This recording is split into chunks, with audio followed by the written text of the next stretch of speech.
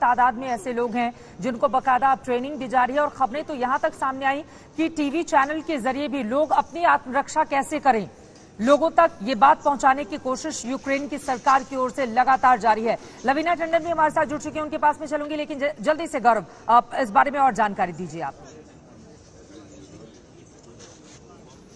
आपने बिल्कुल सही कहा। यहाँ के जो राष्ट्रपति हैं प्रेसिडेंट ज़ेलेंस्की, वो खुद हेलमेट और बुलेट प्रूफ जैकेट और कॉम्बैट गियर में सामने आए और उन्होंने कहा मैं देश छोड़कर भाग नहीं रहा हूं, मैं देश की रक्षा के लिए यहीं पर तैनात हूं। और एक बार जब उन्होंने ऐसा कहा तो यहाँ की मेंबर्स ऑफ पार्लियामेंट और उन्होंने बुलेट प्रूफ जैकेट पहने, AK-47 उठाई। एक फॉर्मर मिस यूक्रेन है, उन्होंने हथियार उठा लिया और उन्होंने कहा कि और कुछ महत्वपूर्ण नहीं है, इस समय राष्ट्र की रक्षा सबसे महत्वपूर्ण है। और वो जो राष्ट्रभक्ति की भावना है वो इस वर्ग में बहुत ज्यादा अब नजर आ रही है।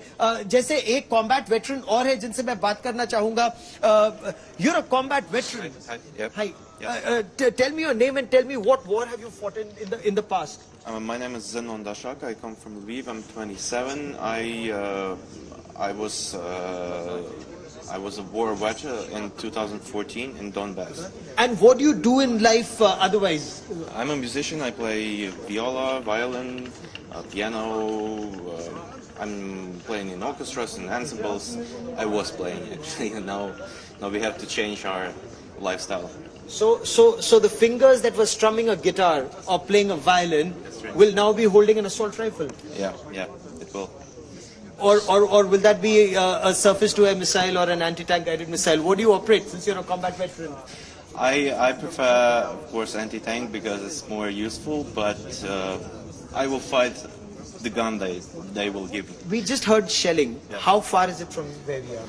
It's hard to say. I think it's 30 kilometers, maybe 20. Like, okay. But is it coming closer to the city? Not yet. It's on the edge of Kyiv. There are a lot of battles right now, so it's from there. जी Gaurav. Violin बजाती हैं जो उंगलियां, guitar बजाती हैं जो उंगलियां, वो उंगलियां अब असॉल्ट राइफल उठाएंगी, एंटी टैंक गाइडेड मिसाइल उठाएंगी। और ये जो गोलाबारी हो रही है, अब ये कहा जा रहा है कि शहर के बिल्कुल 30 किलोमीटर, यहां से महज 30 किलोमीटर दूर अब ये शेलिंग हो रही है और पास आ रही है। और इसीलिए अब ये हथियार उठा के चित्रा देश की रक्षा करना चाहते हैं। यूक्रेन के लोगों का यही जज्बा है जो रूस को अब बार बार बीच का रास्ता निकालने के लिए मजबूर कर रहा है, क्योंकि आप लोगों की जुबानी सुन रहे हैं कि कल तक जिनके अलग अलग ख्वाब थे पूरा करना चाहते थे, उन हाथों में अब हथियार होंगे और वो हथियार अपने देश की सुरक्षा के लिए होंगे।